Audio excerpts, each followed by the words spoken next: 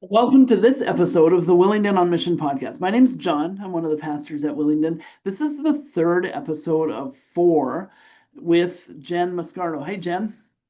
Hey, John, thanks so much for having me. Yeah, we're so happy to have you. Jen's one of our missionaries. She's the missionary of the month for June of 2025. And so there's a series of four podcasts. I would encourage you to catch all of them.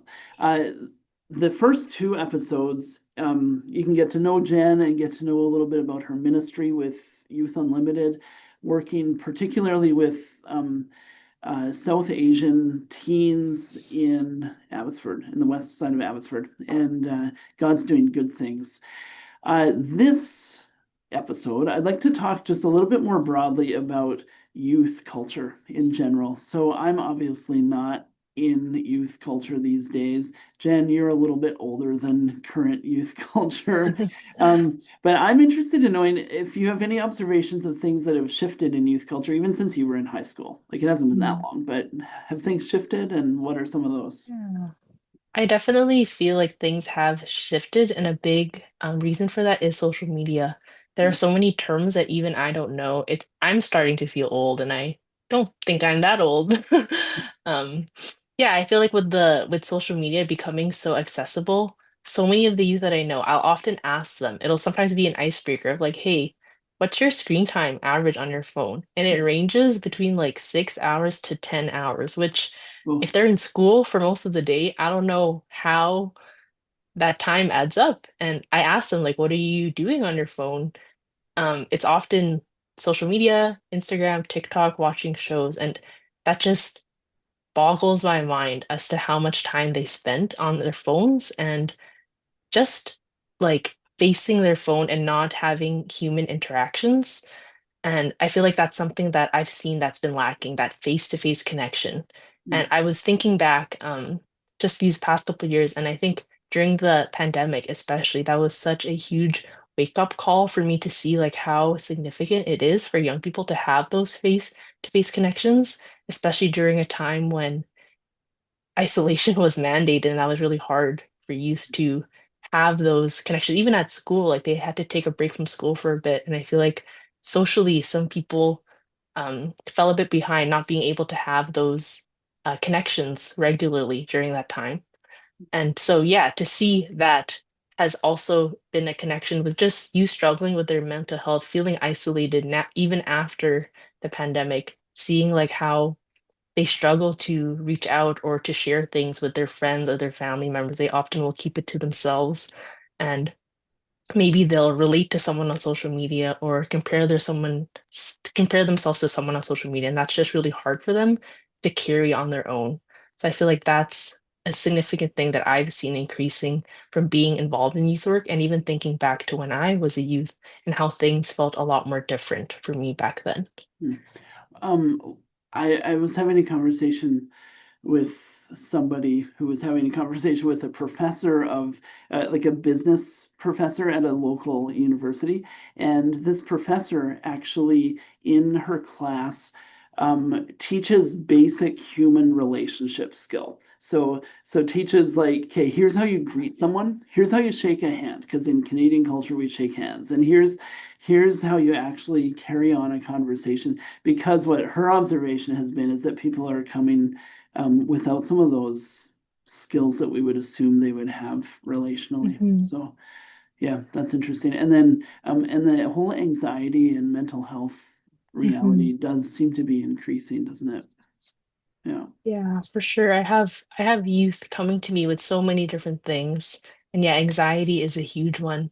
Like whether it's something simple or something big, they're very fearful to fail. They're fearful for the unknown.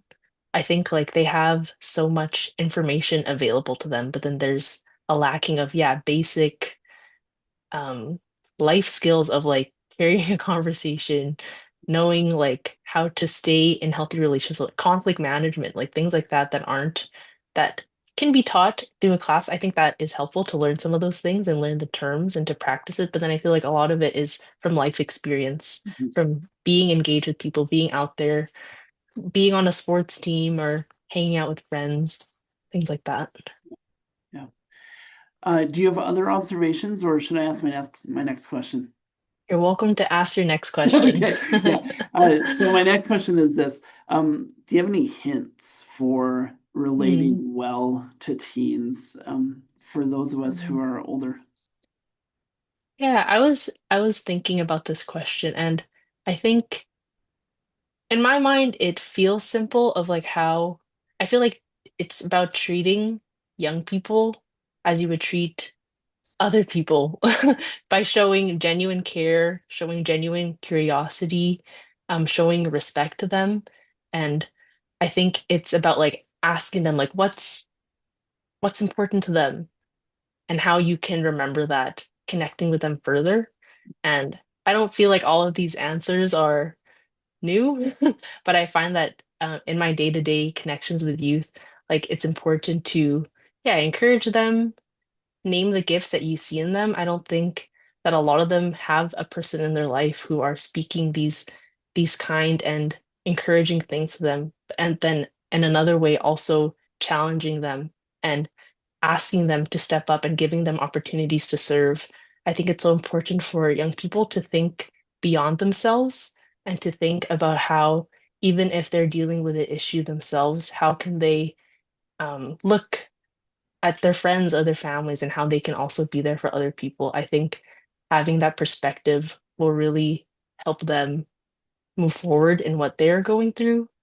And I've noticed with young people, yeah, something scary is that sometimes their emotions run quite high, and maybe an adult doesn't know how to respond to that. And I think it's okay sometimes to just simply listen and to empathize. And even though what they're dealing with maybe doesn't feel too big to us based on our perspective, it's important to recognize that it is a big thing for them and that we have we have the privilege of having experience and a perspective that we could share to them in a helpful way. Um, yeah, I read stuff about youth sometimes, and I was reading something recently about how um, sometimes young people just need the adults in their lives to be adults, to be that dependent that person that they can depend on, someone that they can trust, someone who will respect them and treat them well, because maybe they're not getting that in other areas of their life. Hmm, thank you. I totally agree with your Mhm. answer. Right, Yeah. right now in my day-to-day life, I have three teenagers in our family. Hmm. So, yeah, I think the one hint that I was going to say, you said, is just have a real relationship with them and talk to them Mm. respectfully and like they're real, full-on people that deserve respect and have lots of skills Mm. and gifts and opinions and growing numbers of experiences, and there's so much opportunity for relationship, right? Yeah. And to have um, to be a stable, encouraging, loving presence in their lives is Hmm. um, actually what they want and need. So yeah, good. Yeah, that reminds me too of something that I've learned of how, like, never to underestimate them. Like, I feel like they can totally see right through something if you're not being genuine or you're saying something that you know is not true. They'll be able to tell. So I think just coming in, being genuine, showing care in a genuine way, like, I think it goes such a long way. Yeah. And I totally agree with what you said and your wisdom as a dad. One of the things that you made me think of is actually never underestimate, or it would be easy to underestimate their actual skills too. So, Mm. so just one like silly sort of example is I was teaching a session at a thing, and I wanted to have an image of a tetherball pole. Nobody knows what tetherball is anymore, but I've got this image that I use in a teaching thing, and so I got Chat GPT to make it for me because I was like, this is what I need. I need it, this and this and this, and then I showed it to one of my kids, and he was like, Dad, I could have done this by myself, like super easy. Why didn't you just ask me? So anyway, it was a good, it was just a good reminder of, okay, yeah, these guys actually know what they're doing in lots of realms, and they're of course learning and growing, but let's give them some opportunities. So Mhm. yeah. Yeah. Good. Thanks. Let's draw this one to a close. Thanks for giving us some glimpses into some of the realities of youth culture, but then also how some hints on how to relate well to teenagers these days. I appreciate it. Of course. Yeah. For those of you who are watching, there's one more episode to come in this 4 episode series, and I would encourage you to watch that. God bless you all. Thanks, Jen. Thank you.